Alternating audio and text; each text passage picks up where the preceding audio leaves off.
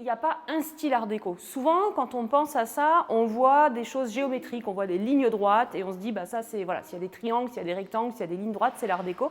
En fait, vous allez voir tout au long de cette visite que c'est quelque chose de beaucoup plus diversifié. L'Art déco s'invite à table est la nouvelle exposition au musée de la faïence à Sarreguemines. Elle présente une collection de 154 pièces de services de table ou encore de services à café.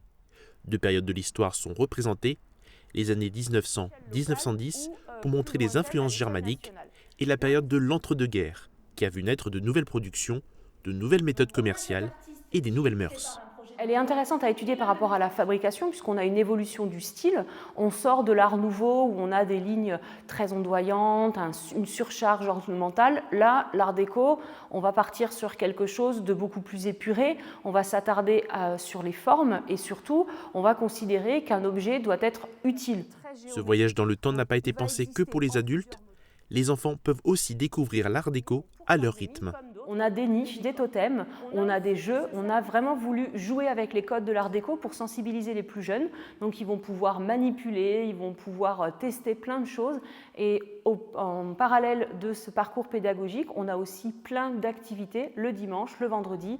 95% des pièces proviennent de la manufacture de Sarreguemines. Il y a quelques emprunts à des particuliers et à d'autres musées français, notamment des créations de Marcel Goupy, Jean Luce et Suzanne Lalique qui ont inspiré les faïenciers sarregueminois. L'exposition sera en place jusqu'au 24 décembre.